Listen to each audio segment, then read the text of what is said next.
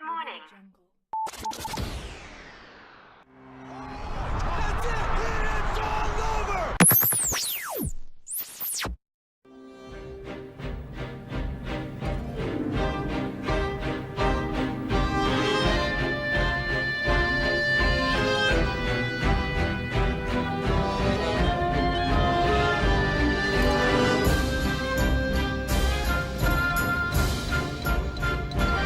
What's going on, everybody? Welcome back to EVil and Intoxicated, and it's our special Christmas episode, and I'm joined, of course, with the one and only infamous one. That's man. Hey, well, I did a little show last night, and I had to cut it short because of my cold. I think I might be a little bit better, but yeah, you still have to bear with me. I'm still not up to 100%. I got a little problem with the moneymaker here. You know, you and I, we use our voices quite a bit, and it sucks when it's not in peak, condition. You sound like old Kaz, Mike Tyson's old coach right now. Everyone's getting sick right now, Ted. I feel like everybody out there, at least that I know. My mom, I was sick not too long ago. But you know what? I'm so happy that we're back. And of course, if you are tuning into the podcast, you can't see exactly what's going on right now. Well, Ted's wearing, what are you wearing, Ted? Well, I got this hat. It's like a kid's hat. I just grabbed it. I'm like Pippi Longstocking. I love it. And then I got my here. I'll do this for a second. Who's Yeti to party? This guy. It's my ugly sweater. So unless I start roasting in this stuff, I guess I'll wear it. But yeah, man, we got to get in the holiday spirit, right? And of course, you're joining us from the padded cell. We have so much to talk about. This weekend we just had RDA pretty much steamroll through Robbie Lawler all 5 rounds. We have Mayweather in the background. Dana really trying to sell the Fox at. We have something to look forward to in the UFC, trying to make the settle on that contract. Teasing him with Floyd, great idea. So also 2017 coming to a close. That we only have one more UFC event. Cyborg versus Holm. So let's not get ahead of ourselves with doing the award show, but I kind of want to get everybody's take on what their initial reaction to this year was. I mean, it really started out with like BJ Penn versus Yair Rodriguez, and then we just had all these crazy fights. So we're just going to briefly talk about that. I want to hear what you guys have to say about it. And of course, Ted, this weekend we got well, not even this weekend, in a couple days, it's Christmas. What are you up to for Christmas? Did you see that I think Fox is going to rebroadcast UFC 218? They did something like that last year. On Christmas Eve. So this year, it's UFC 218. I think they're just, going to kind of trim the fat, and it's just an hour and a half. It sounds like it'll just be then the main card. They're going to blow through it in 90 minutes. It's going to be awesome. They did that last year. They replayed the Cub Swanson versus the Korean Superboy, I believe, right? Oh, Do Ho Choi. Yeah, I'm pretty sure that's the card that they replayed. And I got to sit down, watch it with my family. I was like the MMA guy. So for everybody out there that's an MMA fan, if you want to be like your family's go-to guy, make sure you get them into UFC. Especially if you got like little cousins and stuff, Ted. Like if you got nephews and stuff, get them into the UFC. Everyone's like bonding. It's a good time. It brings a family together.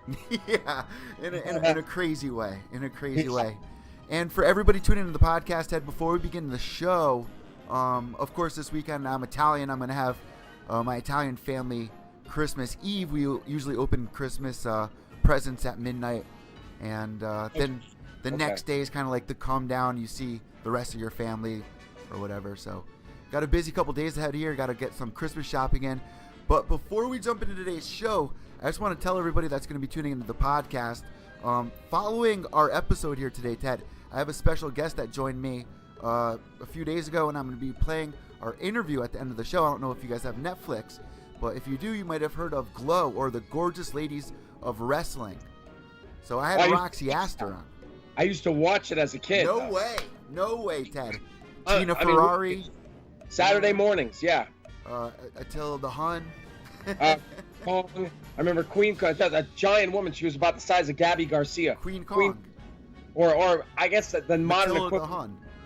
Yeah, Nia Jax. You know Nia Jax in the WWE? Yeah. She's about the Queen Kong. And then you had Farmer, wasn't it Farmer's Daughter? Farmer's Daughter, dude. You're talking about like the first show they ever had with that main event, Little Johnny in his crutches. You guys can check it out on YouTube if you have no idea what we're talking about. I'm sorry, Eddie. Who did you interview again? I interviewed Tina Ferrari's replacement after the second year. She was replaced. They were looking for new recruits, and they hired a girl named Roxy Astor. At least that's the character that she played, and she shared with us. I mean, they did a series now on Netflix about the G.L.O.W girls, but there's also a documentary that looks deep into their story. So if you guys want to hang around and check out that interview afterwards, you know, we have the holiday special here, and great way to end it strong. So Ted, let's jump into some MMA news. What's the first thing that you really think we should talk about here? What's the heaviest news headline going around that you think our audience wants to hear us banter about first? I mean, a couple of things, I guess. I mean, you and I were just talking about, we got UFC 219 coming up and Khabib Nurmagomedov. And the thing that I mentioned earlier was that, okay, so he's fighting Edson Barbosa. He claims the UFC told him that if he beats Edson Barbosa, he's going to get Tony Ferguson, the current lightweight interim champion. He's going to be able to fight Tony Ferguson in March. And so to me, it seems like he's looking right past Edson Barbosa, which, as I always say, is the kiss of death. You just don't do that in this game. You don't do that. And we've seen time and time again fighters looking past the opponent that's right in front of them, and they lose focus on that opponent right in front of them, and they lose. Like Verdum versus Stipe Miocic. He was on Queer Street, as Joe Rogan was saying, just really underestimated what Stipe was bringing to the table. Right. Yep. I mean, yeah, Verdum was probably thinking, oh, I'm going to have this long title. I don't know, was he looking, who was he thinking he was going to fight after Miocic? What was he saying? Like, I don't remember at the time. I mean, I'd guess. Oh, I don't even know. Maybe Overeem, because Overeem was next. He was, I believe, in the top #1 contenders. Yeah. Yeah, but I think, and Overeem too. You mentioned Overeem. He was probably looking past Ngannou, already talking about how he's going to beat Stipe, for the second time. So you just can't do that, But that's kind of what's sticking in my mind right now, and that's the co-main event next weekend at UFC 219. You know what? That's a really good card. There's a lot of sleeper fights that I don't see a lot of people on the, at least on Twitter. I'm on Twitter all day long, and I haven't seen anybody really outside of Cyborg, Holly Holm, even very little about the Khabib versus Edson fight. But also on that card, Ted, you have Jimmy Rivera, who's on that card. And he's fighting John Lineker. I mean, that's going to be a fight of the night written all over it. I was just going to say the same exact thing. You read my mind. Jimmy Rivera, who we interviewed, he wanted Dominic Cruz. He was matched up with Dominic Cruz. Dominic Cruz broke his arm in training. So Cruz is out, Lineker's in, but it's going to be less of a tactical battle and more of just a banger, which is okay with me. Yeah. And you know what? Jimmy Rivera really needs to get past him to really make everybody more serious about the threat that he places on that bantamweight division. And also, Ted, that card goes pretty deep with a lot of fighters, but really the one thing that everybody wants to know is who's going to win, either Cyborg or Holly Holm. And what's really interesting about this is everybody knows Holly Holm for one fight, really, is against Ronda Rousey. And now she has a chance to take out another, what seems to be an unstoppable force in Chris Cyborg. Do you think that she can get that done? Do you think she can make magic happen again? Or do you think, she went on that 3-fight skid, she got lucky in that last fight against Bethe Correia, Cyborg's a different beast. What are your thoughts on this? Well, if you listen to Holly and her trainers, they're saying lightning is going to strike twice. She's the legend killer. She went up against Ronda, kind of against all odds, and beat her. Or if you put it another way, she performs the best, under the most pressure. And so here's another chance to go up against somebody, in an almost insurmountable challenge in Cyborg. Everybody's saying, she's the best ever. She's the best women's fighter on the planet, et cetera, et cetera. And you've got Holly, who is, to quote Chris Weidman, or actually Tom Petty, Holly's not backing down. Won't back down. No, I won't back down. You know, she's not afraid. I think, I mean, she's got to come in with the right game plan, right? And to me, that is using her movement, head movement. You know, use the head movement, the footwork. Stay away, circle. Stay away from the Cyborg blitz, because you know that Cyborg blitz is coming. Yeah, like the Vitor blitz. Drag that fight out, tire her out. Use the leg kicks to weaken her. Use the jab, and keep her at bay. Drag it out to about third or fourth round. Then come in with the head kick. Female Crow Cop strikes again. And we saw that in one of Holly's last fights against Jermaine Durandamy, where even though she got those late shots that really seemed to rock her, she ended up doing better in the fourth and fifth round than she did in the first three. And something I find weird about this, Ted, is that Holly Holm and Chris Cyborg, they kind of acted together. I don't know if you saw the movie Fight Valley, but her, Miesha Tate, and Cyborg all acted alongside one another. And our audience here in the video cast can see some of the pictures there of them, hanging out, getting along. So at first, though, you mentioned, Ted, that you said that Holly Holm doesn't want to back down. But it seemed at first, to me at least, that Holly Holm really didn't want to take this fight. Oh, hold on a sec. I'm just checking in with the chat room, right? Yes, I am. What's going on in the chat? Lots of stuff. Hold on one second. They were talking about that movie. Just funny you mentioned that movie, because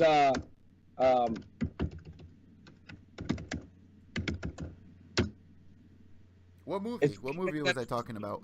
Talking about it. Oh, Fight Valley. Yeah, Fight Valley. They were just talking about it on Sherdog, saying how horrible, how absolutely just terrible the acting was. Listen, if you don't like the Kickboxer, any of the Kickboxer movies, or Kickboxer Vengeance, where it's kind of like a B kind of acting, of course you're not going to like Fight Valley. But for the diehard MMA fans, I think it's just cool to see, some of the people they know. I mean, the story's kind of cool. It's not a Hollywood blockbuster. I don't know if anyone was really expecting a Hollywood blockbuster performance out of Miesha Tate as the lead role, but come on, Cyborg's character in that movie was actually pretty badass. Really? You had Miesha, Holly, Cyborg. I mean, all in fairly big roles, because I haven't seen it. Miesha Tate had the biggest role. She was kind of like the leader of the girls. Holly Holm, Cyborg played a role where the main character, who Miesha Tate was training, Cyborg killed her sister or something like that. Cyborg was named Church. She did a really good job in the movie, but the way it ended was kind of corny. That was Bloodsport, where Tong Po killed Tong Po brother, and then Von Damme comes back, and Von Damme, the glass, Dude, I was watching that. That's so funny you said that, Ted. I watched that 2 nights ago. It's on Netflix right now. Kickboxer Vengeance with Batista. What about the series that he's in right now? GSP. It's Jean-Claude Van Johnson. Have you seen that on Amazon? No. God. Okay, so the premise is that he's really an assassin, and his cover for the past 25, 30 years has been, and his real name is Jean-Claude Van Johnson, and his cover for the past 25, 30 years has been to be an actor, Jean-Claude Van Damme. That's great. I got to check that out, man. He has so much content out there. Yeah, it's like a black comedy. It's funny, but it's got lots of martial arts, and it's got lots of death in it. Do you remember when that they set up a press conference? He was actually supposed to fight somebody. It never actually went through. I do remember that. Yeah, there was gonna be a Muay Thai fight. So watch out for that. But yeah, guys, if you're not into that kind of B kind of acting, I mean, what do you really expect when Holly Holm, Miesha Tate, Ronda Rousey? It's just cool to see them. So, going on with this fight here, Ted, I don't know. I mean, I want and think Cyborg is going to win, but Holly could pull something out, like you said, if she drags it out deep. And if we're basing it off of her last performance where we saw her fight Tanya Evinger, the zombie mom, I mean, she kind of reminded me of Eileen Warnos in a way. Does she not? Yes, the serial killer. Yeah. Doesn't she kind of look like her? Yeah, I mean, you're absolutely right about the sexual orientation, because Tanya Evinger is very out. I don't know if you could call her a zombie mom. I mean, I guess if she could have kids, sure, but she's she's about as out as you can get as far as her sexual orientation. She's a cool chick, man. And that's what the UFC needs. You need people like that. But Holly Holm, compared to Tanya Evinger, I think she's gonna definitely put a little more of a game plan in action here against Chris Cyborg. So I'm interested to see what the odds are for this one. Yeah, I mean, I'm sure that Cyborg is favored to win, but I'm sure that it's not a huge disparity. I don't know. I'm not a betting. Could you imagine if she finishes Cyborg with one of those infamous head kicks or famous head kicks? Happen. If you're a Ronda fan, it's an infamous head kick, and it happened again with Betch Kohea. What's that? And she did it again against Betch Kohea. Holly Holm landing that same kick. Yep. Hey, we've got lots of people in the chat room. Craig Lee, Michael Bisbing, the ex-champ. The champ is checking in. Ken Shiro, that's the Chinese guy who's named him, who's given himself. Yes, I know exactly who that is. Yep, himself a Japanese name. Ann. Orlando Castro, Brian Blaze. Brian Blaze is calling for Holly with the upset. Nice. I love it. I like it. I like it a lot. I like it a lot. Yep, go Kwon-Do. Yes. Our boy. How can we not talk about Colby Covington? Go just mention Colby. Yeah, man. Big underdog early on in 2017. Not many people talking about him, but here as we find ourselves towards the end of the year, he might be champion in 2018 if he keeps these things going on. And it's interesting looking back at the beginning of the year, Ted, to see who was champion. We have 7 new champions now in the UFC. Yeah, that's insane. 7 new champions in the UFC in 2017. A lot of people like the sport because it's so unpredictable. I mean, you can't get more unpredictable than that, right? Title changes, and it's been a crazy year. I mean, you hear a lot. If you spend a lot of time on the message boards, the forums, people are like, this year sucked. The fights. That was the tone all year. But yeah, you're absolutely right. All these negative Nancy's, Debbie Downers. It sucks. Okay, I mean, like Dana White says, then don't watch it. Get the fuck out. I love it. That's the truth, man. That really is. But you know what, Ted? 7 new champions. You got Rose Namajunas, who had a huge upset against Joanna Jędrzejczyk. You have the new strawweight champion now with what's her name? Nico Montano. You have Cyborg 145. You have Bisbing, who lost his belt to GSP, but now GSP vacates the belt. So really, it's Whitaker. You have Tony Ferguson, Max Holloway, and TJ Dillashaw. And 3 of those happened in one night. So that was funny. You just made Rose Hispanic. You called her Rose Namajunas. Namajunas. Namajunas. Orlando's asking me, am I the real Santa or am I just a fat piece of trash? And he attributed that to Stone Cold Steve Austin. Nice. The first person I ever interviewed. 7 years old. Stone Cold Steve Austin. That's awesome. All right, Ted. So moving on, I think a lot of people were talking about Mayweather. Whether you liked it or not, you at least saw it this week. What was your first initial reaction when you saw this? Was it kind of just like, please stop? I thought this was over after Maymac happened. There was talk about Pacquiao fighting Mayweather, but now this dynamic of bringing Mayweather into the octagon for $1 billion seems a little ridiculous. But there's something inside me that wants to see it. But at the same time, isn't that what video games are for? To do stuff like that? Do we really need to see it happen, especially for the price that he's asking for? What was your initial reaction to it? When you're talking about when Floyd got on, he was on I don't know whether it was Snapchat or something, and he was saying that he could make $1 billion if he fought 3 or 4 times in the UFC. Yeah, well, now he shut the rumors down. He says he doesn't want to, but Dana says they're in talk. So yeah, right. So I mean, I interpreted that as he wanted to do it, and so then Dana White said, yeah, as a matter of fact, we're in talks right now. And then Floyd walked it back. He's like, wait, I said I could do it. I'm not saying I will do it. There's a big difference. I could if I wanted to, but why? Well, I'm not going to. So he kind of, he walked it back, in my opinion. But you figure with the guy, the way the guy spends money, and the way, the IRS is always after the guy. He's going to burn through whatever he made against Conor, and he's going to need to fight again. You know what? When I was at the press conference in New York, the crowd was going crazy with chanting, "Pay your taxes." Yeah. That was a big thing. And Ted, you know what? You make a good point, man. $1 billion, though, I don't know if he's going to get that. But there's something inside me that wants to see him enter the octagon just because Conor went over, he lost. So a piece of me wants him to come over to gain a little respect for our sport. I don't know if you guys feel the same way. Yeah, because, I really, although when he first, the first time he ever said anything about MMA, it was negative.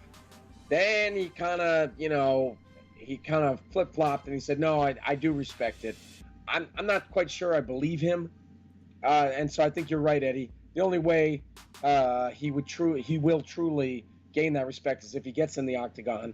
And yeah, like you said, also Conor went to his backyard. Come on, fair's fair. Come on over to ours. The other talk is maybe it shouldn't be Conor McGregor. Maybe it could be Demetrius Mighty Mouse Johnson, who moves up 20 pounds. What do you think about that? Oh, that's right. Because that Mighty Mouse did tweet him, and he said, "I'll do it. I'll welcome you. I'll move up 20 pounds." Yeah. Hell, anybody with a strong wrestling game, like when throw a when flying James, armbar on Mayweather, man, that would be crazy. Well, you've seen James Toney versus Randy Couture. Yeah. Way back. I remember distinctly years ago. 116, right? Was trashing on the UFC. Dana, at the time, Sean Shirk was the lightweight champion, and Dana White's like, "Great, I'll put you in there with Sean Shirk." And Shirk was just a beast, especially on the ground. He was a collegiate wrestler. Yeah. So. Yeah, man. Anybody that's good on the ground, just put him in there with Mayweather. I'm sure they wouldn't waste time with the stand-up. Just take him down. I would love to see. I think Floyd has a great shot of beating Mighty Mouse. But there's people out there that are saying, "Oh, why don't you match him up against CM Punk?" What are you guys talking about with CM Punk? That's a meme. That's a joke. What are you guys talking about? I've heard legit people who have the blue check mark talking about that fight. And you know what, Ted? We were talking about 2017. This has been the tone all year with, the boxing talk. And I thought it would be gone away at this point. But let me leave it at this. I wouldn't mind seeing this fight happen. Oh, you're talking Mayweather versus Conor. Anyone. Just, I would like to see that happen. Call me crazy, unfriend me. But something in me that wants, just because Conor did it, I want him to come over and gain a little respect here. I think the reason, I can only guess that the reason that people are mentioning CM Punk is because they actually think that Floyd might take the bait with that one, because CM Punk is really bad in the octagon. Yeah, but you know what I mean? Like that would be the only guy that Floyd would agree to fight. $1 billion. Come on, man, $1 billion.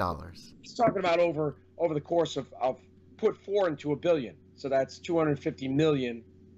Per fight, right? Do I have that right? Yeah, $250 million per fight times 4. That's $1 billion. That he made. What did he make? $300 million on the Conor fight. Yep, 300 mil. Conor made 100 mil. Right. So if you figure if you make it another joint thing like the UFC plus Showtime or whatever, he could probably get that. Yeah, you know what, Ted? I just think that Dana White, because Mayweather's really shutting it down. We saw this happen when they started talking about Mayweather-McGregor for the boxing fight. It was being brought up and shut down, It took a while for it to process, so who knows what will happen in a couple of months. At this point, nothing surprises me. We saw Mayweather-McGregor this year. At this point, nothing should surprise anybody. Right. I mean, we're in a new era. I think that's what 2017. That's the takeaway from 2017 is we're in the WME IMG era. The money era, right? The money era, pretty much. Yeah. I mean, that's era. That's what they're after, man. It's not the Fertitas anymore at all, because this would have never happened with them. I feel we would have never seen May Mac with the Fertitas. You usually see this kind of stuff in video games. It's happening in reality now. It's crazy. Absolutely freaking crazy. All right, Ted, something else I really want to talk about here is RDA this weekend had a great performance against Robbie Lawler. He even shut him down all 5 rounds. I was surprised. You know what I was most surprised about, though, Ted, was the two fights that I really thought were going to be the best fights of the night. Both went the distance. Mike Perry versus Ponzinibbio, and then, of course, the main event with RDA, Robbie Lawler. What was your takeaway there? With both of those fights? Well, what was your expectation? Did it meet your expectation of the night? Well, I mean, I was impressed with RDA. Surprised, in fact. Because I picked Robbie Lawler to win, although I did kind of have like a little bit of a caveat there. I said, if we see the Robbie Lawler of old, and basically what we got was an old Robbie Lawler instead, unfortunately. How about but RDA, it has, in my mind, has moved beyond being the blown up 155er. He is a legit 170 now.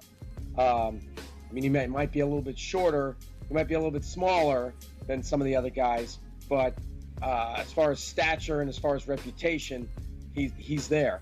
And he wants that title. That's another thing we can talk about is, hey, look, Taylor Moody. Taylor Moody just gave us a donation. Thank you, Taylor. Thank you, Taylor. Yeah. So, he was trying to figure out how to do the donation thing. That's at the bottom of the chat. It's that little $sign. Click on that, and it walks you through it. But anyway, yeah. So RDA, I'm very impressed with him. How about that 42 punch combo? Oh yeah, and then Robbie Lawler smiles at the end of it all. He appreciated it, I guess. You got to be able to admire, someone's handiwork like that. But all right, so RDA feels that he deserves the shot, right? Then you got Woodley, who said he wasn't impressed with RDA. He said, I saw a lot of holes in his game. I wouldn't really have a problem knocking that dude out, right? You know why? Because Woodley, my shoulder, Woodley with the shoulder surgery. He's looking at the red panty night. He wants either Connor or Nick Diaz or Nate Diaz or GSP. He wants that. Not another fighter that just went the distance. So he's like, no RDA. But RDA wants Woodley. But then you got Wonder Boy who wants RDA. And RDA is saying to Wonder Boy, dude, you had your 2 shots. Let me have mine. Then you got Darren Till who's after Wonder Boy. And Wonder Boy's like, nope, I don't want to take you on, Darren Till. You're not on my level. You're a prospect, yeah. Yeah, you're a prospect, and then you got Colby Covington who's challenging. I don't know who's he. He's after Woodley. He's after Woodley, and there's rumors that he might be coaching this season Ultimate Fighter against Woodley. Well, there was that. What I heard. You tell me if I'm wrong here. Okay. Dana White. Okay, so Dana White first offers the Nate Diaz fight to Woodley, and he turned it down. And then he said, okay, Covington is available for 219, and Woodley turned that down. And then he said, okay, how about the Ultimate Fighter with Covington? And he turned that down. Since when can fighters turn down these many fights? Well, that's when he went, I need shoulder surgery. Before when he was going to fight Nate Diaz, he was going to forego the surgery. Then suddenly, oh my God, my shoulder, right? I believe he hurt his arm in the fight against Damian Maia, but yeah, but he was gonna shelve that surgery to fight Nate. Okay. Anybody, because of the red panty night, he knew he was gonna make the most money with that. He's been asking for it. So now I think the talk is Kamaru Usman and Colby. Oh, really? Yeah, for the Ultimate Fighter. Ooh, I like that a lot. And Usman was on the Ultimate Fighter for the Black Zillions versus Team American Top Team. ATT. Yeah, so that would renew that rivalry because Colby's with BT. And Usman is now with Combat Club, which came out of the Black Zillions. Yeah, I just interviewed somebody out of that camp. You got Volkan Oezdemir with them. Yeah. You got Struve. Yeah. So, but before that, Usman's got to get through Emil Mech. Oh my God! I'm so happy that the fight finally processed. He was having some visa problems. Right. So it got moved to it's a fight night in St. Louis next year. So what does RDA do? I mean, this whole argument against Wonderboy, I understand it, and of course he had his 2 chances, like RDA said. But at the same time, the first fight, it was really close. It was a draw, and then they had the rematch, and he didn't win. So if he fights the #1 contender, I mean, Wonderboy, I mean, what's the last couple of fights that he's had? He just beat Masvidal, didn't he? And then before that, he beat he was coming off a loss, I believe. The last fight with with Woodley. Excuse me. Yeah. So I don't think that. I mean, although Wonderboy is sitting at #1, I just don't want to see that fight again. Yeah. I think a lot of people will agree with you on that one, Ted. I just think we're going to see the same Wonderboy that we've seen. It's just a bad matchup for him. It's bad timing, especially. He's afraid of Tyron's right hand and his takedown. He's so afraid of it. We're not going to see the aggressive Wonderboy that we need to see. Yeah, they're probably not gonna go down that path. With I mean, who knows? Who knows what's gonna happen? Who do you match Wonderboy up with? Let us know what you guys think about this on Twitter at EVil_Echo. That's EVIL_ECCO, and make sure you respond to Ted too at Ted Czech. That's TEDCZECH. All right, Ted. Final thoughts on this card. I mean, there were a couple other sleepers on this. You had Ricardo Lamas getting knocked out by Josh Emmett, but Josh Emmett was he missed weight by 5 pounds, I believe. So, give or take, he's asking for a title fight. I don't understand that. You missed weight. It was a late notice fight. Aldo obviously took the fight against Max Holloway. You filled in, but you also missed weight. That's a huge thing there. Well, Josh Emmett, I also heard offered a rematch to Lamas. Yeah, I think that's fair too. I understand. I'm happy that he said that. And he said, "Look, nothing short notice. We'll do it. We'll have a full camp, and we'll do it right. Because this was who had the shortened camp? It was Lamas who did, right? Or was it Emmett? One of these guys. Emmett had a shorter camp because he filled in for late notice because it was originally Lamas versus Aldo. Oh, that's right. And so because Aldo went for Holloway. Yeah. Okay, so is Emmett who jumped in at the last minute. He didn't make weight. Yeah. Okay. That's how the story goes. Yeah. How about Julian Marquez, the Cuban Missile Crisis? Yep. He looked great against Darren Stewart. And they got a $50K bonus. Yep. Let's see what else. I mean, there were a lot of great fights on this card. Glover Teixeira defeated Misha Serkinov. He was an underdog, Ted. I was telling all of our listeners, I was like, there's 2 underdogs on this card I really like, and Glover Teixeira was definitely one of them. The other one was McDessie. McDessie surprised a lot of people as well. John McDessie with a decision win over Abel Trujillo. Yeah, I think he was one of the biggest underdogs of the night. How about Alessio Di Chirico with the knee knockout over your boy Olawale Bamboje? It's a tough one, man. And breaking news this week, Olawale Bamboje has now decided that he's going to be taking some time away from the octagon. Oh, what's he going to do? I'm not sure, man. It's 3 losses in a row. He's probably expecting to get that pink slip. Ooh, I didn't even know that. Cortland Ashby's asking me, but we'll say both of us. What's our pick for feud of the year? He says, call me fucking crazy, but I got John Jones versus Daniel Cormier. That was a big one. I would say a feud of the year that actually never or hasn't come to fruition yet. Colby Covington versus Tyron Woodley. Towards the end of the year, for sure. The way that Covington's been hounding, Ty Quill. He calls him Ty Quill. He puts it to sleep like Night Quill. I'd say that's up there too.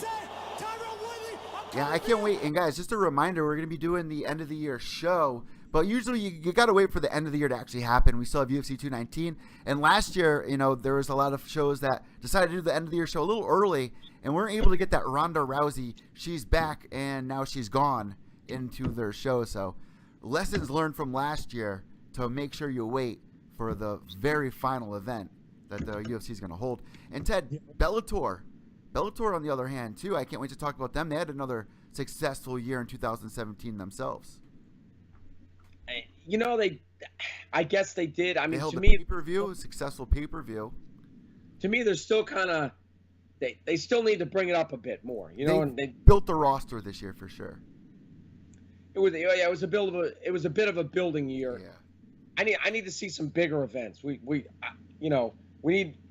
need to have just bigger events. More events. More events, and bigger events. Because I look at some of those and I'm like, who the fuck are these guys? Yeah. I don't know who any of them are. Jerusalem, on tape delay. We need more guys that name recognition. And they're buying them, man. They brought up Big Country, getting Michael McDonald, who just got the recent win. You got Rory McDonald. There's a couple of guys that they bought that aren't doing too good over there, but Eddie, hold on. Caleb Dowling wants to know, how does he donate? So Caleb, if you look at the live chat right below, there should be an icon of a $sign. If you click on that little icon, that should walk you through. There's directions, and that should walk you through the donation. So there you go. Sorry, Eddie, go ahead. What was I even talking about there, Ted? I was talking about Bellator. Well, now we got this heavyweight tournament that we can look forward to in 2018. The heavyweight tournament, the matchups, off the top of my head, it's kind of a little fuzzy. You got Chael Sonnen in there. You got Rampage. You got even fighters who aren't even heavyweights going in there. So you got Frank Mir, Fedor, and Bader, and King Mo. Right. I mean, King Mo has done most of his fighting at 205. Same with Bader. But Bader is a big dude. I mean, he's like, what is he, 6'2", 6'3". Another Ultimate Fighter guy.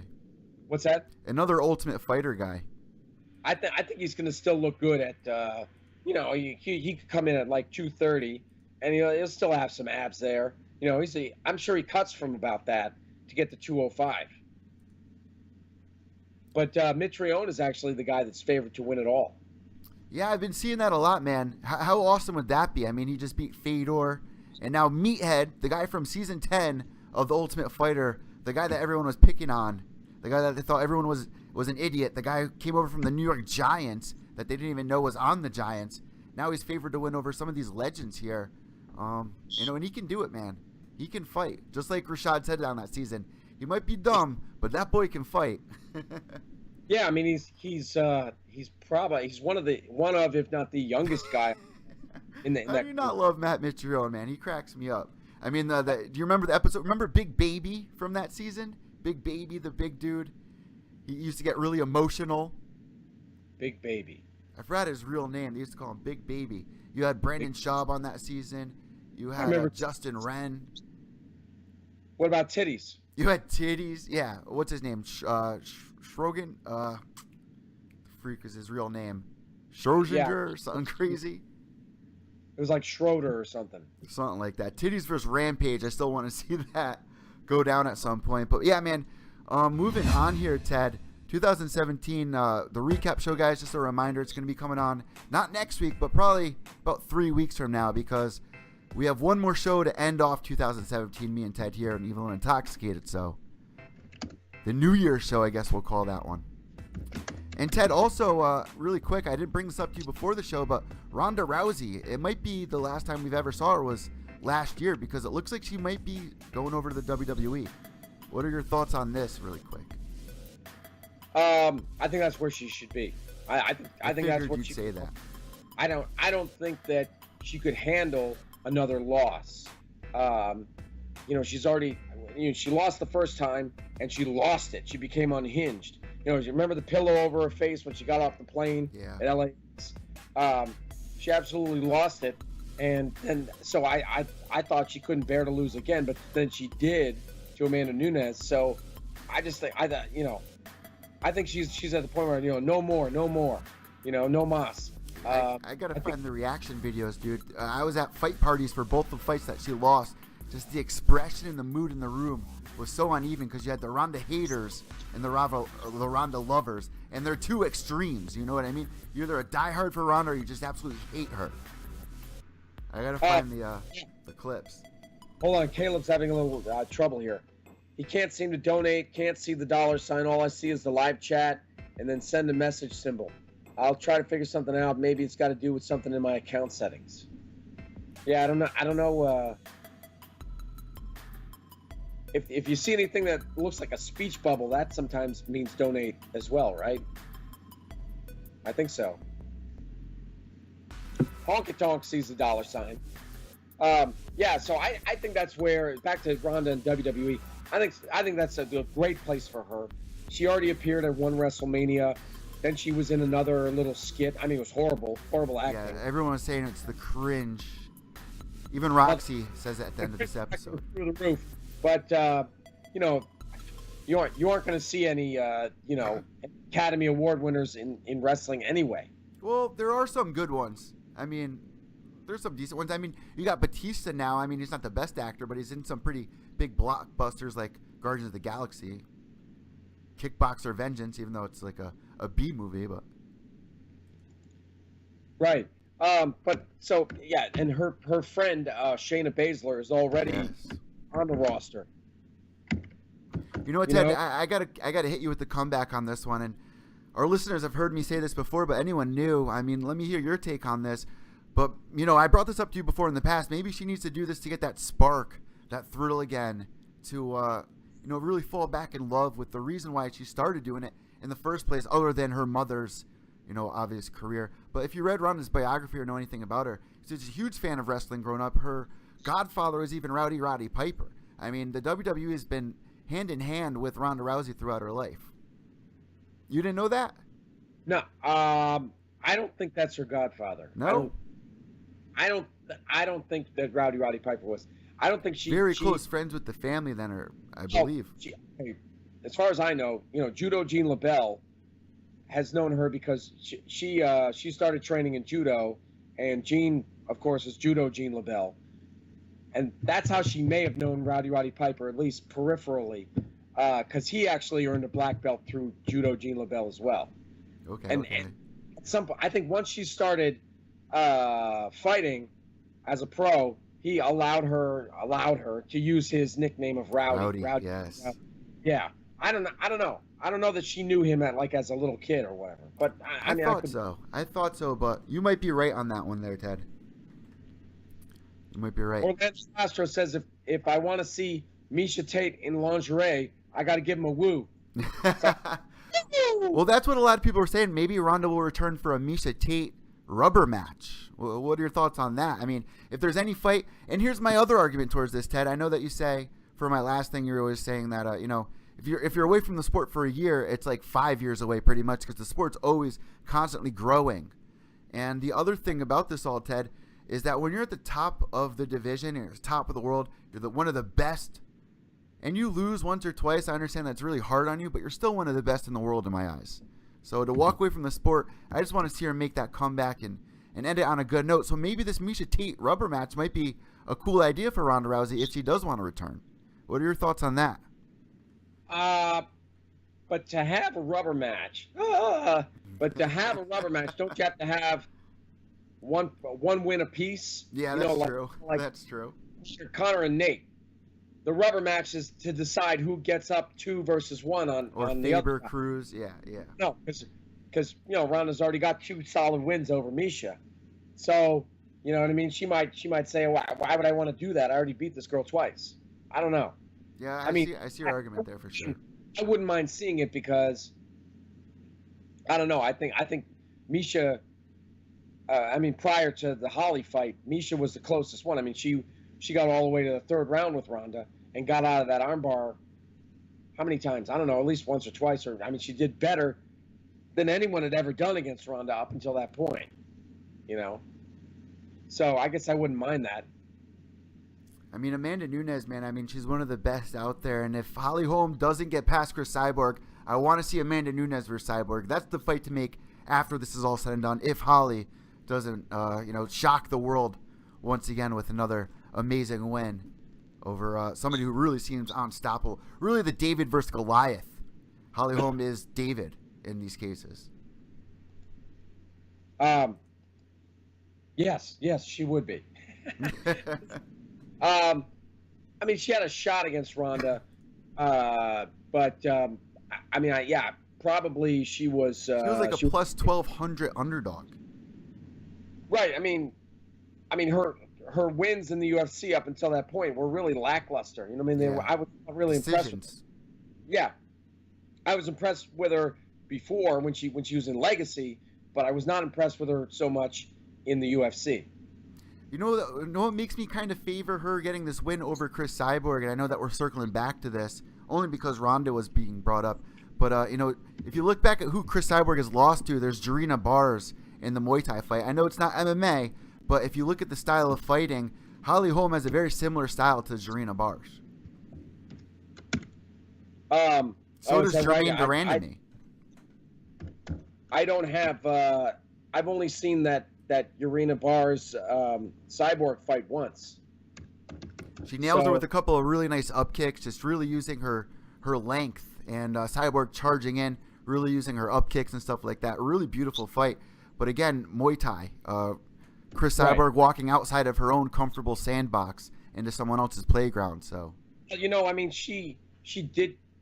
I believe she started in shoot box because that's where her ex-husband trained, which was shoot box was a Muay Thai based Brazilian camp.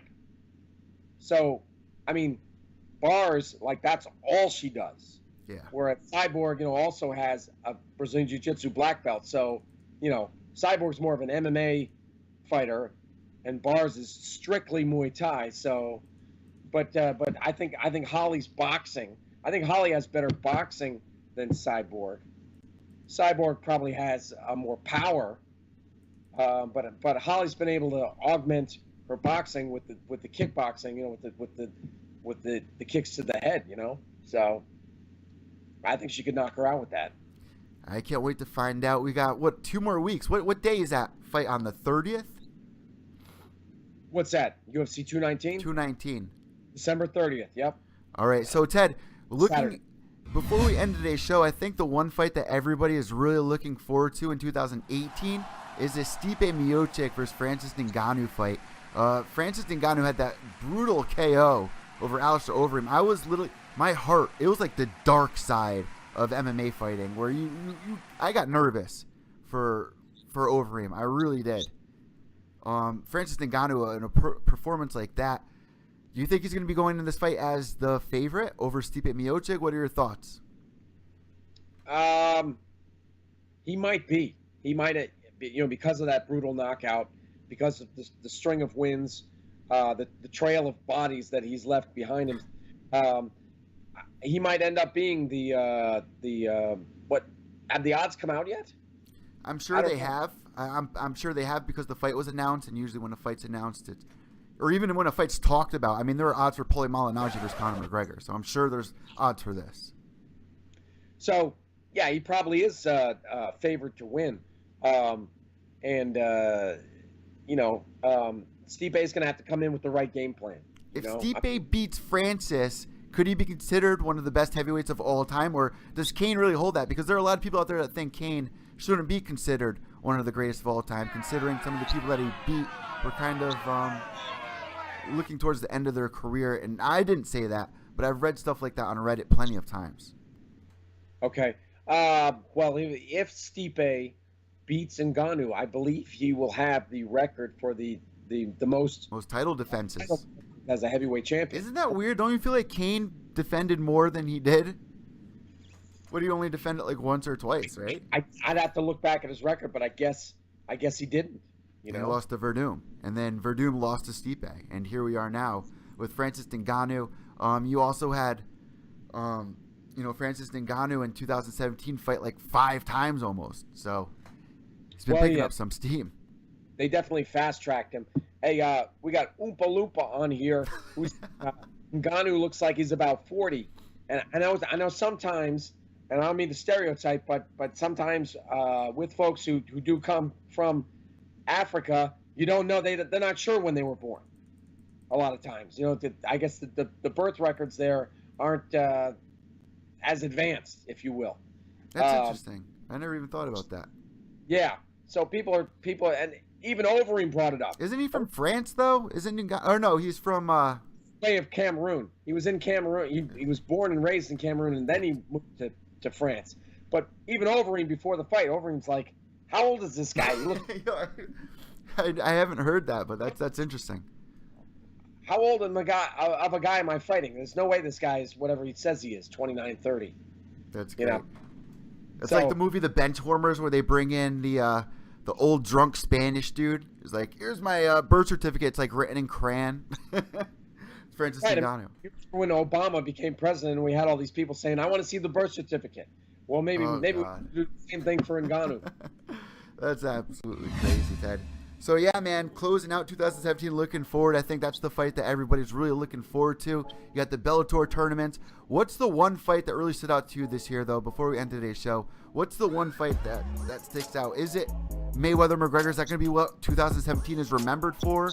Is it going to be UFC 217, where 3 champions lost their title? Is it going to be BJ Penn losing to Yair Rodriguez and then to Dennis Siver? I mean, what was the fight that stood out to Ted Czech? I mean, what, to me? Oh, it'd be Gaethje versus Johnson. I love it. I was going to say the same thing. That is fight of the year. But then again, I'm hardcore like you are. I'm a purist.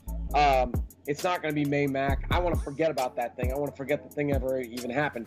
For most people, that's the one that's going to stand out. I mean, yes, we should look at it as a landmark event, but you want to talk pure excitement. You won't find anything better in 2017 than Gaethje versus Johnson. I mean, first of all, you got Gaethje, who was, although he was undefeated at 18-0, was coming into the UFC from, what I think most people would say is like probably the third. The B League, the C League, yeah. C, you go UFC, Bellator World Series.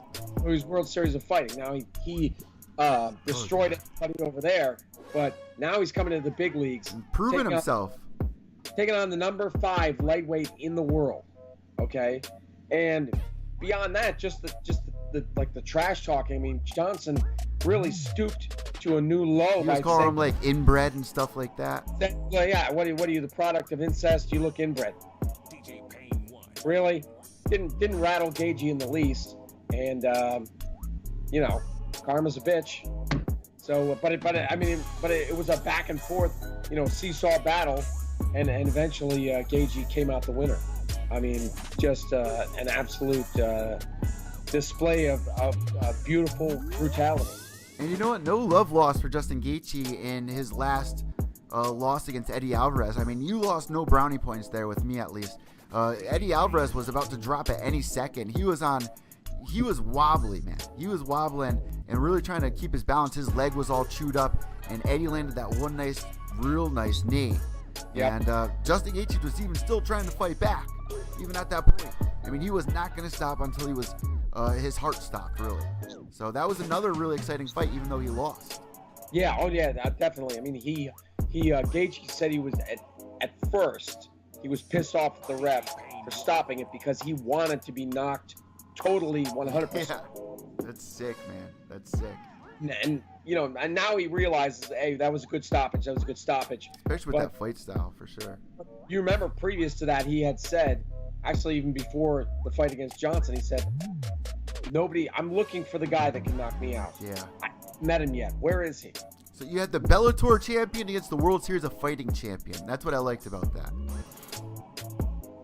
Yeah, oh, you're talking about Alvarez. Yeah, yep. Okay. All right, I thought you were talking about Johnson there.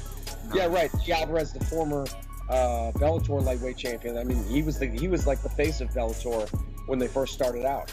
Because if you remember, they initially wanted Bellator to just be Hispanic fighters, and then I think they realized that's kind of a good idea in theory, but I think we need more. So they started adding more fighters and more fighters. But Alvarez was the face of that organization for a while. Him and Michael Chandler, man, those fights were awesome. Yep. But yeah, 2017, I think Justin Gaethje definitely deserves Fighter of the Year, especially UFC debut of all time. Even Gokhan Saki, man, how about his debut this year? I mean, we're going to be talking about all of this at the end of the year's show. So let us know what your guys' favorite fight was this year on Twitter. Yeah, I mean, as far as Fighter of the Year, I mean, Gaethje, there seems to be some kind of unwritten rule that you can't lose and still be considered fighter. I agree. Yep. That's true. That's true. I think that's a great choice, Gaethje. For Fight of the Year, for sure, would be Johnson. Sure. You know, a lot of people are saying it should be Max Holloway for beating Jose Aldo twice. Yeah, that's huge. Or what about Whitaker for what, you know, because, I mean, obviously he beat. Even Rose, man. Even Rose Namajunas. Yeah. Yeah, but I think for Sherdog at least, I mean, and that's just one website, they picked Whitaker. Oh, they did? Wow. Yeah. So, yeah, guys, let us know what you guys think on Twitter at EVil_Echo. That's EVIL_ECCO. And also on Ted's page at Ted Czech. That's TEDCZECH. Ted, one last thing before we go here, before we end today's show. Pure Evil MMA has been nominated for Podcast of the Year. And right now we're currently in third place with a little over 100 votes on mymmanews.com. So if you're listening right now, make sure you guys go over to My MMA News and vote for Pure Evil MMA. And, of course, this podcast is associated under the same iTunes and Podbean page. So, Ted, we're in the running for Podcast of the Year on mymmanews.com. We're in third right now. I think first is Nick Catone's MMA podcast. Yours is not this one. You're not talking about this one. Well, Pure Evil MMA, the channel, our channel, Pure Evil MMA podcast, I consider EVil IntoxicaTED a part of it. It's all on iTunes, Podbean. When they say Pure Evil, they mean this as well. Yeah. Okay. It's like the Pure Evil package here. You're listening on the Pure Evil MMA iTunes, so it's the podcast. You know what I mean? I got you. So, guys, check out over at mymmanews.com. Ted, last thoughts here before we have our Merry Christmas and before we have our last show of the year. End of the show, man. What do you want to talk about here? Closing thoughts. My predictions, if we look at 219, we'll just give that. I'm picking Holly Holm for the win. I think Khabib is gonna take Edson Barboza, even though he might be a little bit distracted by fighting Tony Ferguson. You made a good point with that. You made a really good point overlooking Edson Barboza, and that's a dangerous thing to do.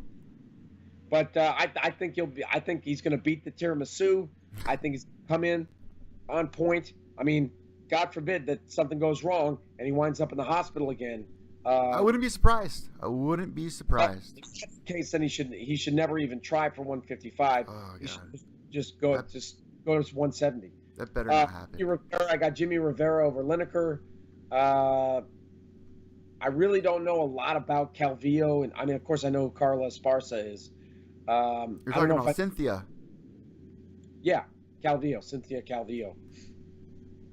And I'm picking Carlos Condit for his comeback fight. I forgot about that fight on this card, man. Oh, my God. Killer. Carlos Condit over Neil Magny. Wow. That's what I'm going with. Got to go with the natural born killer. So there you go, guys. My picks are Cyborg. And you know what? Holly Holm could make the upset. Jimmy Rivera versus John Lineker. You got to watch out for John Lineker, man. I'm nervous that Jimmy's going to get too confident and try trading with John Lineker, and that's a scary thought. So Jimmy could win. So we'll see what happens. I'm going to lean with Jimmy here. You call me biased if you want, but I don't know. I think he has a great game plan like TJ Dillashaw did against John Lineker. Just be active on your feet and don't get in those exchanges, right? Well, I mean, what was I going to say? I think it's going to be fight of the night. I think Rivera will stand and bang with him. It has all the ingredients to be fight of the night for sure. And then Carlos Condit versus Neil Magny. I would like to see Carlos Condit win, but I don't know. Something inside me says Neil Magny on this one. Even though Neil Magny, I think he's on like a 2-fight losing streak right now, isn't he? I think I could be wrong there. I'd have to check. I mean, he just lost to RDA. RDA just blew through him.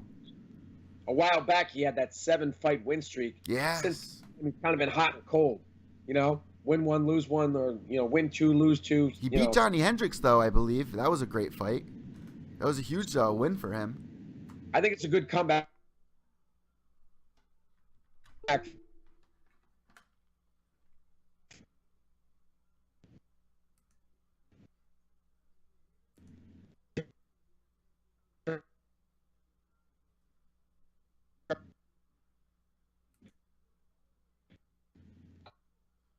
There you go.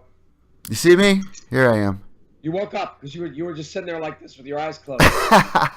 No, my phone unplugged and it like froze the computer for a second. Opened up iTunes. Looked like you were sleeping. I told you to wake up. You're just sitting there like this. I can't wait to see that on the replay, man. Yeah, But yeah, let's take a question or two from the chat room here. And if you guys want to see our predictions on Twitter for this full card, I always release it on UFC Pick'em. So you can look forward to my prediction show later on in the week because UFC 219 is still for 2 weeks away. But let's take a question from the chat room, Ted, before we end tonight's show. Well, here's a kind of a non-MMA question, Eddie, but wonder if you have the answer to this one. Drunk Savage wants to know, he's asking me, but I'll put it to you as well. Do you think the cops could prove it's solicitation if you give a hooker the money in a birthday card? No, I don't think so. No, that's got to be the way. As long as you write her, as long as it's like her legit name, because I'm sure they'll test you like, what's her name? Right. You can't go, Dear Trixie. Yeah. That's great. That's great, man. All dressed up and knowing to blow. That's so bad. But Ted, the ugly sweater party that you went to this weekend, man, is that what you wore? The Who's Yeti to Party sweater? With the hat. With the hat. I had the hat on for about 5 minutes because this thing is sweltering. Drinking some Fireball all night. But guys, I really want you guys to have a great holiday and make sure you send pictures. I always love seeing you guys send pictures on Twitter or even some of the shirt ideas, just everything that you guys do participating on Twitter. It's just a blast. So make sure you guys interact with us there. And before we end today's show, Ted, just a quick reminder to subscribe down below on iTunes, Podbean. We're available on Stitcher as well. Or if you're listening to the podcast and want to check out the video cast, you can go to YouTube and you can go to Ted's page for the live show. Or you can go to Pure Evil MMA and watch the replay. It's also on Ted's channel. But I always add effects in on the shows, Ted.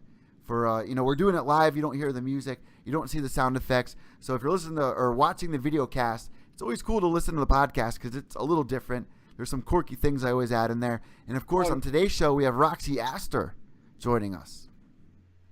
Well, cool. Well, joining you. Well, joining me, yeah, to end the show. It's to end our little holiday special here. So Gotcha. Make sure you guys pour your cup of eggnog. Ted, let's take one last question and close it out. All right. Let's see.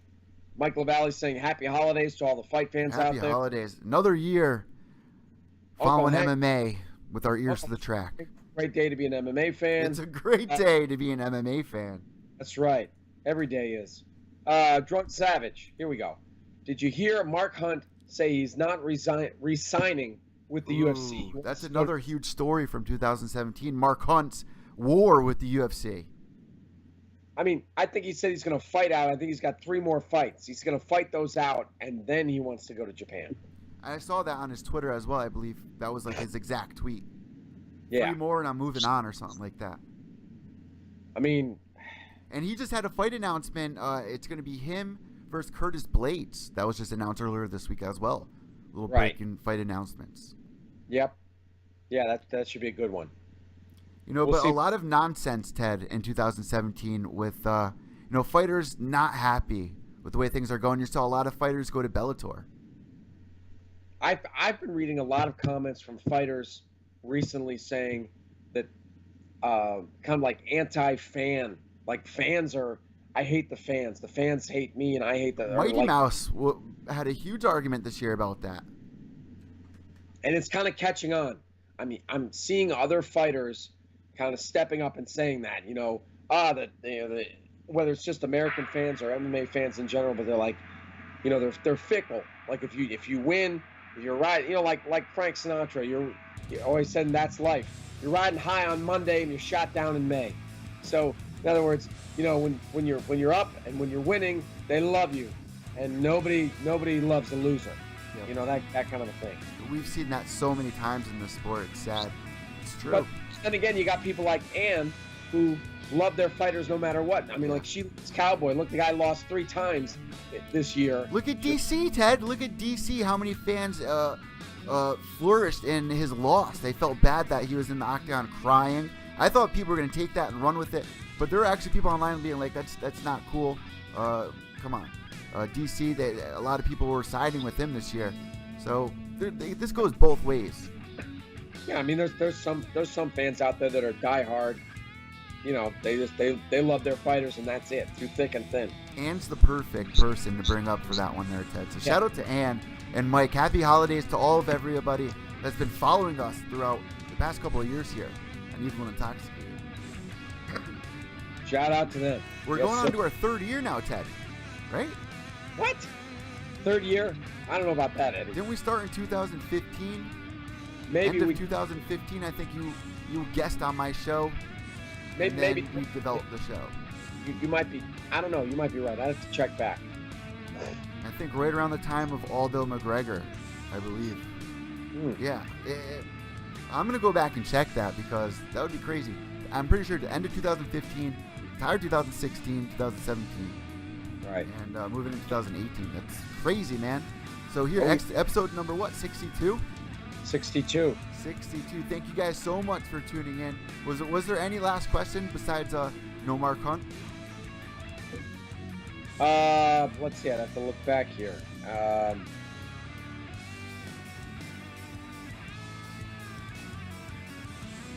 lot of people weighing in on Holly and Cyborg. What's the common thought there? It's kind of split, but Belvin says Belvin Flipmunk. He says if Holly beats the Chris, she'll go on a three fight skid. So Yeah. like, you know, Holly gets the big fights and then she loses. She loses in the little fights and she wins in the big fights. I mean, right off the top of your head, can you even remember the 3 people she lost to besides Jermaine Duran to me? I mean, I'd have to literally sit and think about it for a second. Well, she dropped the title to Misha. Yep, you got Misha. Then who else was in there that she lost to? Oh, Valentina Shevchenko had an amazing performance against her. Okay. See, I had to think about that for a second, but right off the bat, I mean, you think of Holly Holm, you think of Ronda Rousey. She beat Cyborg, man. No one's going to remember those 3 losses, really. Yeah, no. Holly Holm will be a legit legend. So it wouldn't even matter if she loses every other fight after Cyborg. She's still a legend in so many people's eyes. So we got that to look forward to, Ted. I want to wish everybody happy holidays. Ted, thank you so much for another great episode. Make sure you guys stay tuned for Roxy Astor and have a great holiday. I'm EVil Eddie from Pure Evil MMA. That's Ted Czech. We're out.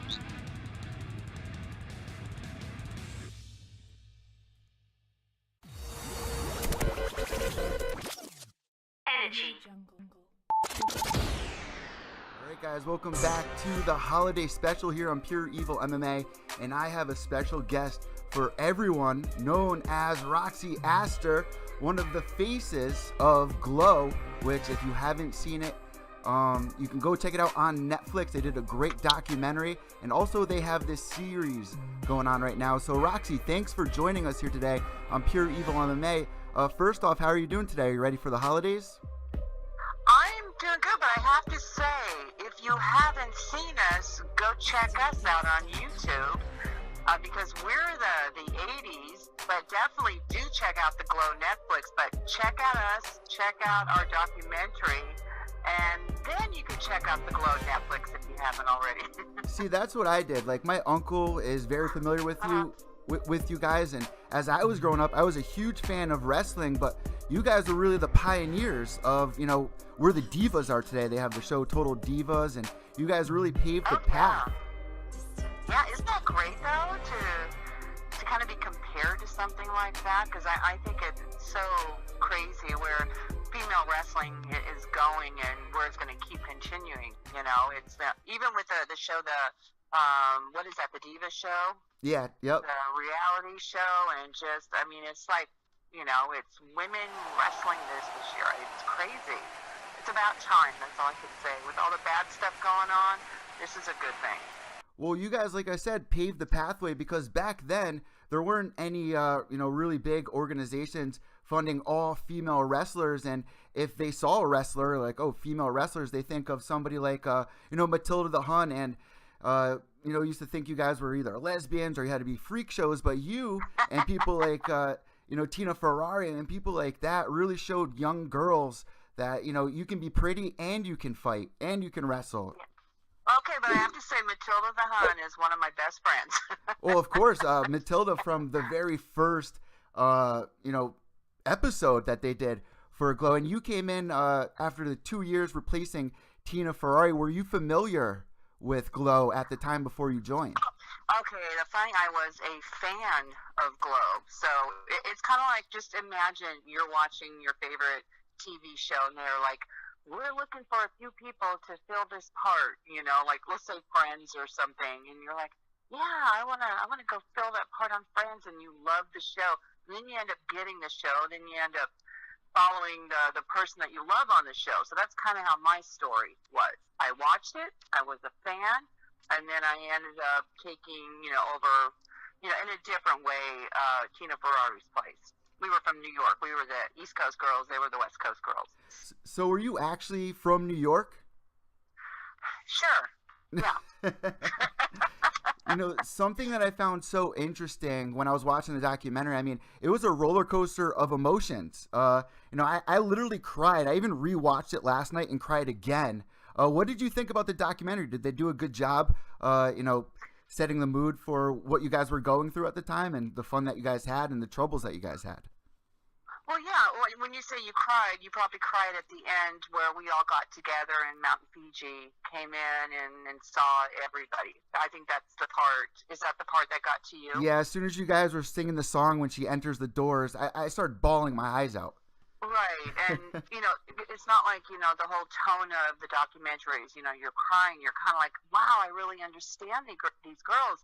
And the thing is, though, too, even like the indie wrestlers, and, I cried during The Wrestler, with Mickey Rourke, because I'm like, this is what they really had to deal with. And I have to say that, like being in G.L.O.W., we did not go through a lot of the things that these wrestlers go through now.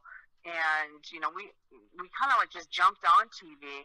And so, you see the documentary, and sure, we went through a lot. We took our bumps, and, you got Matilda, who's in a wheelchair now, and you have Mount Fiji, who's in, she's bedridden for years. So, yeah, we did go through a lot. And it's sad that our giants, this has happened to them.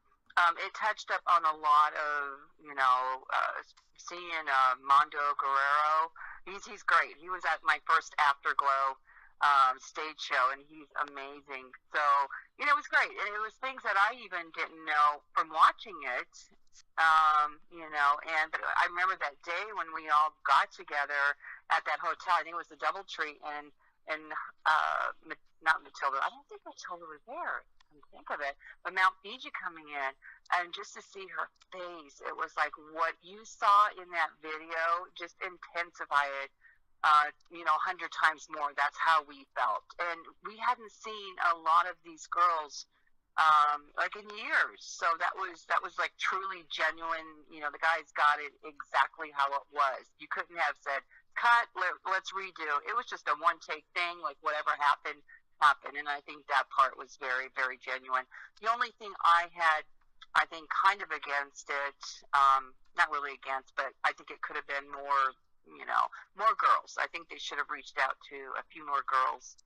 And there was a lot of interviews. I think, well, if they, they could have cut down and added more girls. So you've got, their viewpoint. So that was my only thing. I mean, I did an interview of like an hour, and I think I got 10 seconds on the couch, with my daughter sitting next to me. I'm like, I had a lot of good stuff to say, cut, edit, thrown out. So, it's their thing. I was happy to be a part of it.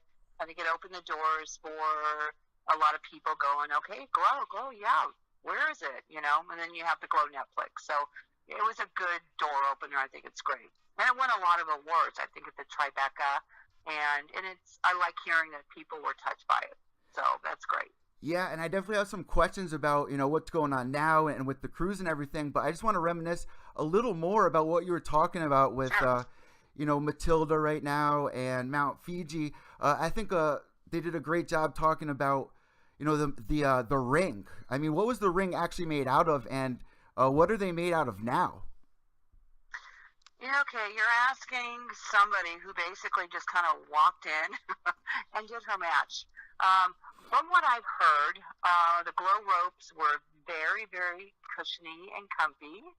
And I think compared to now, like some of the indie wrestlers, I'm sure, they have they're a lot tighter, and, you can actually get hurt from them. The ring, I know we bounced, and it sounded good, and I think that's all that matters. I think back in G.L.O.W, we were a little bit more cushy than what they are now. So I don't know what they make them out of. I just know that, sure you felt it, sure it was loud, but you also had the microphone right there to catch all that, But you could still get hurt. Doesn't matter. Any kind of ring, soft, hard, you could still get hurt. So another thing I found really interesting is how they really made you guys live your roles. And if not, you guys were fined. You had curfews. Did you ever get in trouble for being out too late or breaking character? Did you even ever break your character? Oh yeah. When I was walking to the ring, I was kind of like a rock and roll type chick, not not Roxy Astor. I had bleached blonde hair, and I was wearing black leather going out at night, and high-heeled black boots. Okay, you got the vision there, right? Yep. And then Roxy was all about diamonds and hair and glitter, and just, she had Jeeves as her butler, and, just credit cards and shopping. Okay, no, that was so opposite from what I was. But when we were assigned the characters, it was kind of like, okay, Roxy, you're from Park Avenue. And I'm like, where's that? I'm from Auburn, Washington. So I had no clue. And we had no internet back then. So you had to kind of figure out, either through papers or reading or something, Park Avenue, what it was. So I kind of just based my character on, okay, I had lots of money. I was a little bit upbeat, but yet, like Tiffany was more the giggly, crazy girl, silly, but she was actually really smart. She was not like that at all. So I think our characters, we were so opposite of the characters that I think it actually worked when we brought them to life. But my kids tell me to this day that I kind of act like Roxy, and my daughter, for a joke, gave me a t-shirt that when I get into this mode and I want to get something done, it's called Roxy mode. Like, get out of her way. She's got a thing to do, and she won't stop until it's done. So that's Roxy mode. Did you feel like you had big shoes to fill replacing Tina Ferrari? Well, I did, but then I thought, no, I don't want to fill her shoes. I want my own shoes. Yeah. Yep.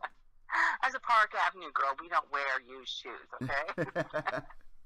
So I wanted to, do it kind of the opposite. I mean, they're West Coast, we're East Coast, and I'm sure people are going, Roxy sucked compared to Tina Ferrari, and I'm sure I got that, but I did not want to, be compared to her, even though we were totally opposite.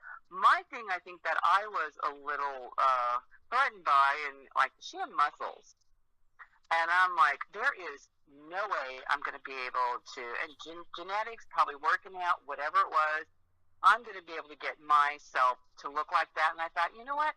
I don't want to look like that. I want to be a different version of that, because if you're in Park Avenue, New York, you're not really going to be at the gym. The only thing you're lifting are shopping bags. That's a good point. So I'm like, okay, so I'm going to just kind of do the opposite of what she would do, and it worked. Because I think if I would have, like, kind of, knowing me, I kind of obsessed with, oh my gosh, it's got to be like this. If I would have done that, I don't think it would have worked. And in my head, it would have been a little intimidating. So I just kind of went off with my own character, Tiffany and I, and, it was, you knew who we were. We were the, Park Avenue knockouts. You knew who they were, but yet we were, our own people and stuff. So I think it worked. You? Did you have a background? I asked you, did you think it worked? Oh, yeah, definitely. That's part of my next question. I mean, you really sold it between the acting and the wrestling. did you have a background in it before? Because you really did sell it, because if people really think it's fake, they're not going to be into it. I mean, if you look at the crowd and everything, you definitely sold it. And one of my favorite matches that I thought you did really great acting was the fight with you and Dementia. Oh my God, that's my favorite match. That is my favorite match of all time. Yeah, no acting experience at all. I was a hairdresser, like I said, from Auburn, Washington. But you know, being a hairdresser, you got to kind of be on, like you're talking to your clients, and you know, so it kind of goes with that. But to be in front of a camera and in a little tiny outfit, you know, if I would have really thought about it, I think it would have psyched me out. I knew that I had to be there. I knew I wanted to be there, and I knew I was not going home from the time I stepped foot in Vegas, because it was either this or going back to being a, you know, hairdresser and being normal. And I'm definitely so far from being normal that I just knew I had to be there. So no acting, no wrestling experience, nothing at all. You know, and something that I find really interesting is this whole wrestling life never went away with you. I mean, now your daughter is kind of into business. What's going on with her? I heard that she was on a show, that you were a judge or something like that. Okay, well, I'll give you like a little bit of background. Okay.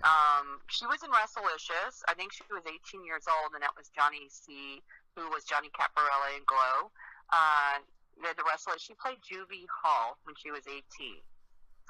And she was a great, great character. And you know what? I have to say, she had amazing hair for Juvie Hall, because I did it, just so you know. And so it was like her first match, and she wrestled this character that was kind of like the big, Sally Farmer's daughter type character. Yeah, she wrestled her. And my daughter has never done a match in front of the camera or anything. So, and I'm like so nervous for her. I don't know how she's going to act. And she kind of walked up to like this 50-something-year-old guy, sat on his lap, ruffled his hair, and shoved him away. I go, yep, that's my daughter. Sold it. When she was 18. So I'm like, okay, so she's got the wrestling bug, but she's kind of holding herself back. She had a WWE tryout. She did great. She made it through. You had Triple H that looked at her and said, good job. You know, she got to meet Dusty Rhodes before he passed, probably a couple weeks before he passed. And, so she got to actually, be in that, that place in Florida, the NXT, and she was just like, who was she with? She was with, I forgot, Rachel or something, one of the Warriors or something. I know I should know this. And she would call me and go, oh my God, we can't walk. We have blisters. I don't even know how we're going to do this. Oh my, and she's like crying, right? She goes, she gets back, because I have her call me after each day. She goes, that was freaking amazing. I go, well, how did you do it with the blisters and everything? She goes, I don't know, but we did.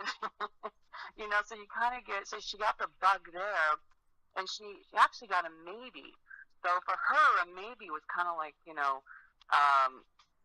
a turn down, but it's not. It's kind of like, they want to see where you're going to go after this. Now this is like three years later, and now you see, okay, G.L.O.W is everywhere. G.L.O.W Netflix, G.L.O.W is everywhere. Now would be the time for her really to be out there. So she's out there, and, something will happen with her. Something will happen, because she's got the bug, and once you get the bug, even like with me, even if I'm not wrestling, I will be doing something with G.L.O.W, which, is why I do the Afterglow, because I just feel like we're here. There's something still there with the girls, and I think when you get that in you, with her too, it just doesn't go away. So we'll see. I think this will be the year for the Afterglow. I mean, it's got to be blowing up because of the whole Netflix thing. Have you definitely seen a big boost in people reaching out to you, adding you on Facebook and whatnot? Well, we've always had an ad on Facebook, but I don't know if you have looked at my Facebook page where you saw the pictures of us when we met the girls, the G.L.O.W Netflix cast at the WWE No Mercy pay-per-view. Did you see that? No, I didn't see that. Ah, okay.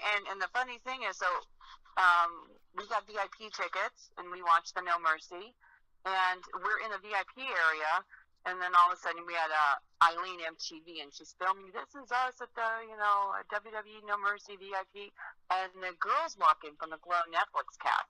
They walk in, and the tall girl that looks like the Matilda type character, and she goes, oh my God, it's you. And you got Allison Brie, Betty Gilpin, the two hairdressers, I think they got like 9 girls there, and they're screaming when they see us. They're like, it's you guys. And we're like, it's you guys. And we got some video, and it ended up on TMZ. Oh, wow. Where Allison Brie is, and I'll have to send that. Look at, I think you might have seen that one, the TMZ where Allison Brie said she was starstruck meeting us. And it's neat because, there's a few interviews where she's mentioning how cool it is that, that she got to meet us, and they watched our YouTube videos and they saw us, and now she's up for a Golden Globe Best Actress and, SAG Awards, Golden Globes, Critics' Choice. So, yeah, it's definitely, blowing up for them. But on the other end, I have some things also into the works for the original G.L.O.W girls. Well, before we get into that, I got to ask you, and I'm sure, people who have checked out the series on Netflix, and I just started it.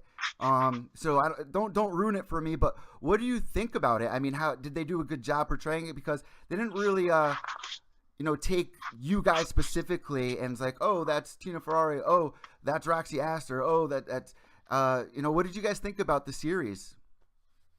Well, okay, you got to understand, too, kind of a quick little backstory is when that was released, that there was a G.L.O.W Netflix, we had our fans reaching out to us going, oh, I'm so excited for you guys, and, we'll be watching this, and then, we would say, well, we're not a part of this, or like, why not? So, they wanted to know how we were mixed up with this or how it affected us, but we weren't, and it wasn't like, we were like upset. We were just, there was a lot of confusion with the fans and with the G.L.O.W girls. So with the confusion came, it kind of sounded like, a lot of the girls were bitter, or, it was just a lot of confusion with the fans because it's G.L.O.W, the Gorgeous Ladies of Wrestling. It wasn't just a regular show. It was actually us. So there's confusion, but we have no idea of what or where. And we did a lot of interviews, and, and I'll say this again. I love the girls, love the characters. I didn't go like, oh my God, I love this show like a lot of people did. But like I said, maybe it was because I was a little too close and I lived it. Because yes, there is a lot, not to give too much away, there is a lot of similarities to us and about us in there.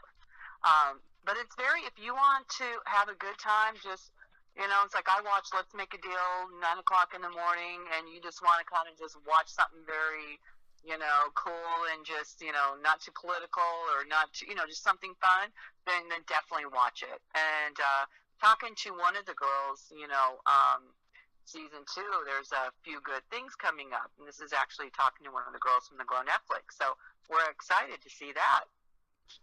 Now, and we can get into this, with the documentary, it seemed like a lot of you guys haven't talked to one another, and then you guys all met up, and now you guys are doing a cruise for all the G.L.O.W fans. And what exactly is this? Like, say for instance, I'm going on the internet, I'm a big G.L.O.W fan, and I see it. What is in that package for me? What do I get for my dollar?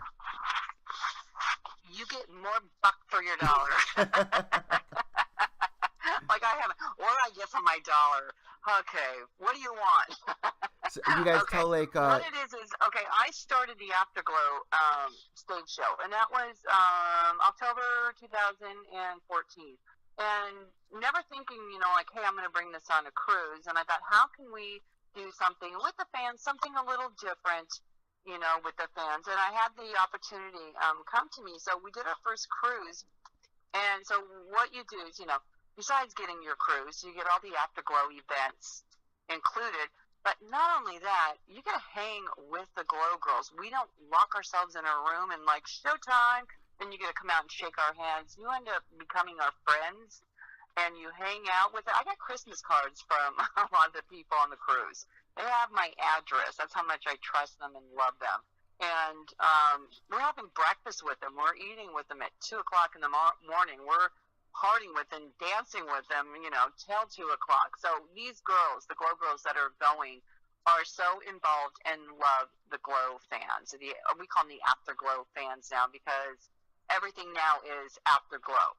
And, without G.L.O.W, there wouldn't be After G.L.O.W. But without these girls, there is none of it. So, and without the fans, there still is nothing. So you get that, the combination with the G.L.O.W girls, with the G.L.O.W fans. You do some G.L.O.W events. We're doing one, we're having, actually, Gremlina and her husband are having a wedding, renewing their vows on the After G.L.O.W cruise, and all cruisers are invited.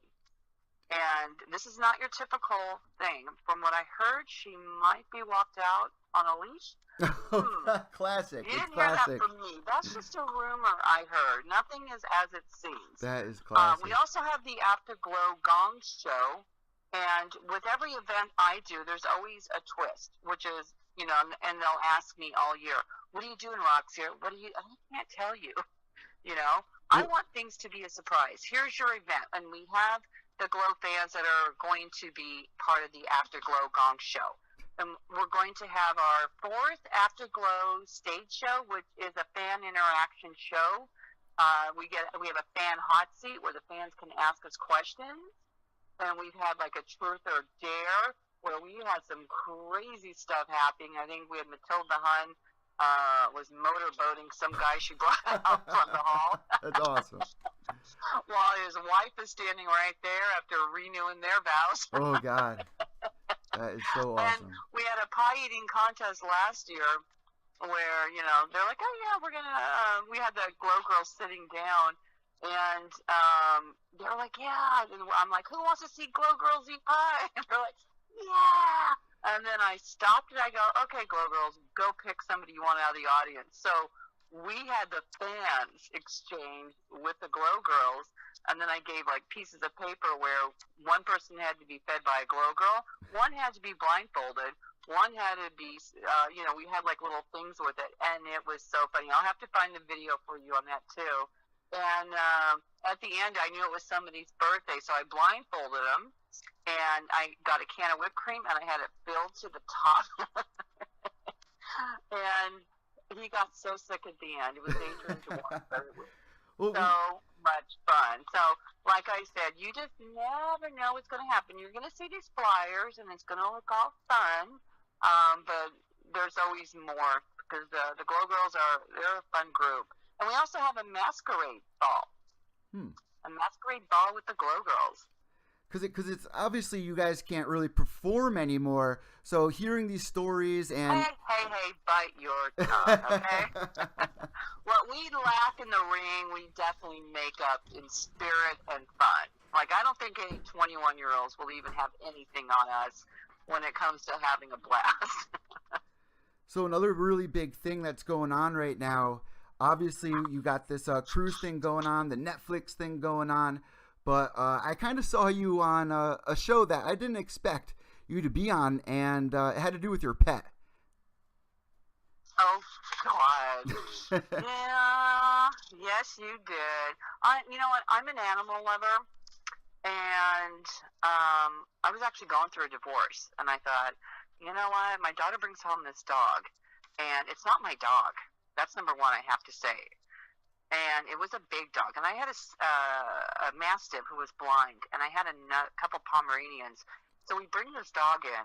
And this dog is like trying to bite my Mastiff, bite the Pomeranians. But I'm like, oh gosh, if I bring it to the shelter, it's going to be killed. Yeah. So it was not my dog. And then when the crew came in, I had to lock this dog up in like where the pool is, so he wouldn't bite people.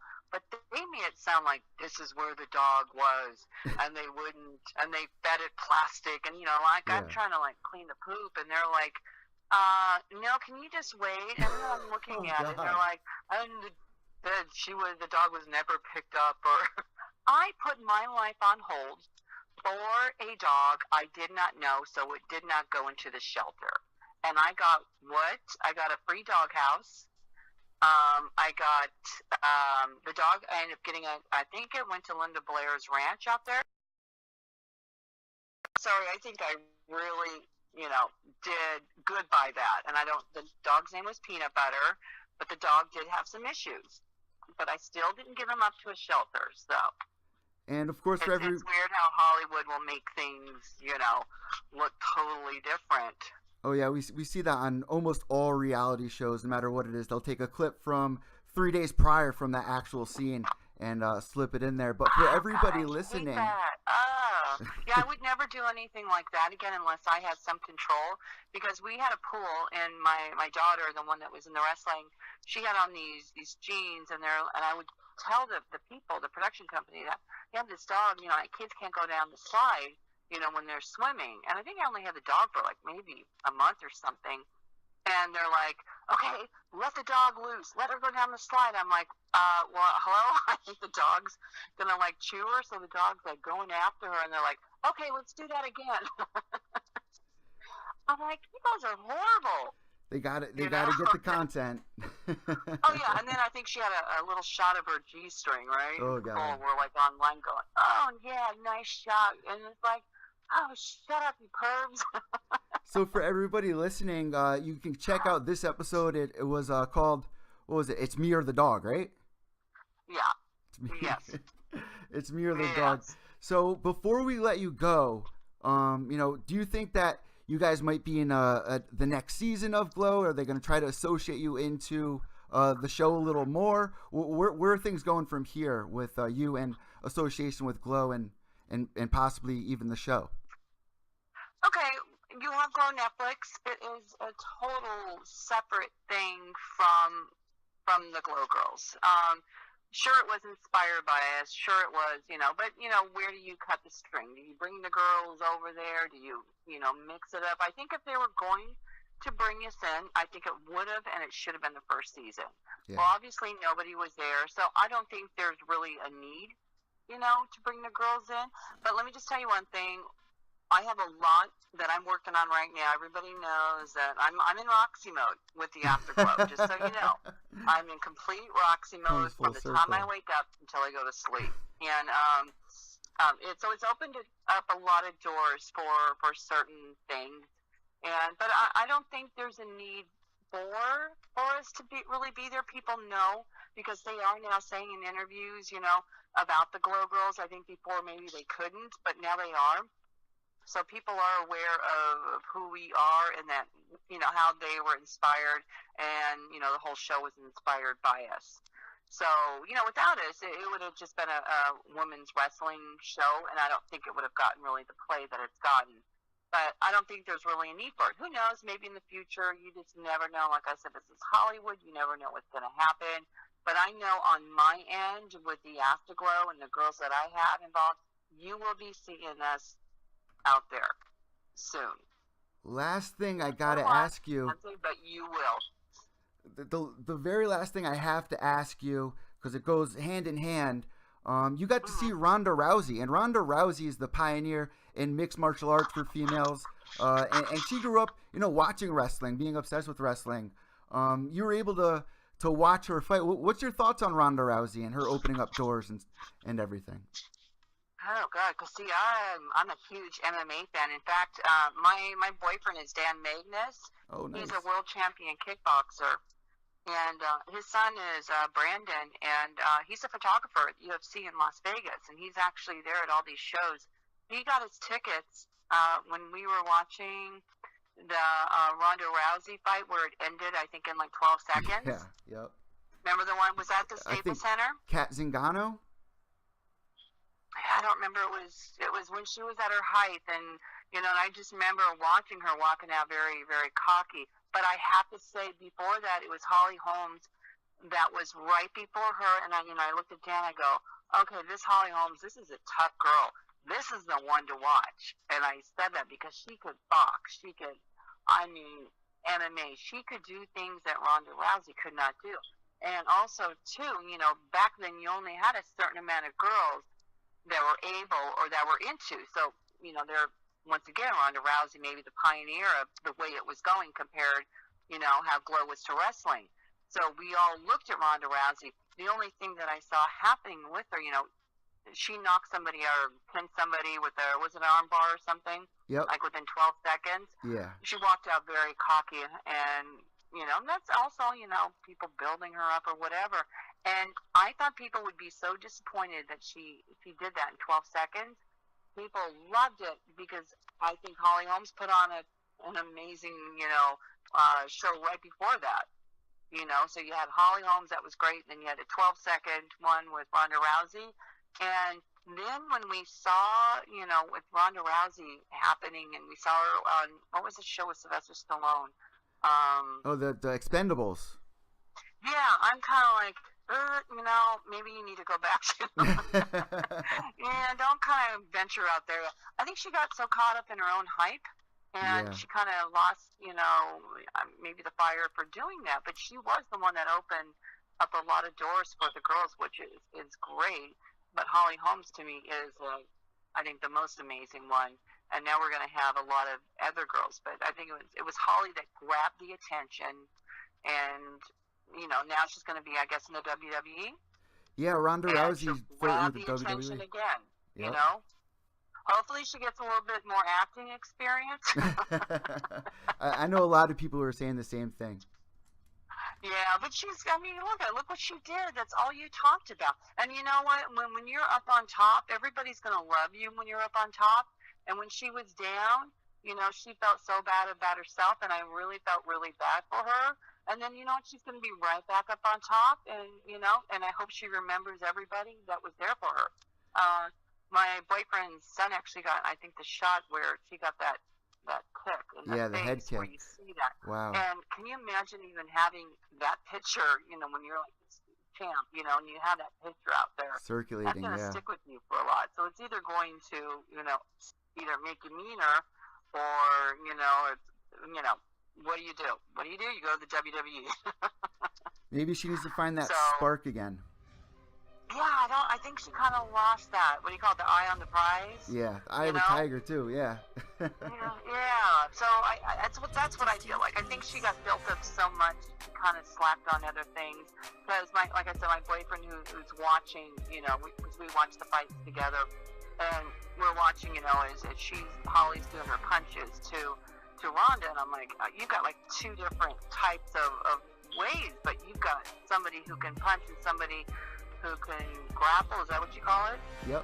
And when you have that, and you only have Ronda that can do that, I mean, of course that was going to happen. So I'm just excited for, how it's going to go, and I just, hope Ronda could step it up with her acting, and, I'm excited for it. But I love my Holly Holmes. And it all goes back to G.L.O. It all goes back to Roxy Astor, and I want to thank you so much for coming on Pure Evil MMA. For all of you guys out there that haven't seen the documentary on Netflix, I mean, everyone has Netflix, you have to watch this. I shed tears twice watching it, and the one thing that I really took out of it is how you really need to appreciate right now, live in the moment. And as we get towards the holidays, guys, I want to thank you guys for tuning into Pure Evil MMA. Roxy, thank you so much for joining us here on the holiday special. And before we let you go, is there anything else that you would like to say to our audience and your fans?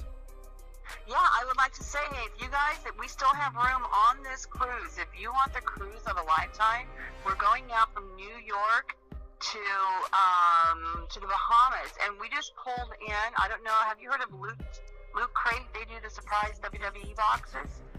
I think so. Okay, this is Loot Crate. They're major. I mean, so they've actually given us some boxes to give away on the cruise, surprise boxes to give to the fans. So we're very excited. And we're in the works of doing a Bon Voyage party in New York. So if you New Yorkers want to come out and say hi to the G.L.O. girls, I'll be putting that all over my social media.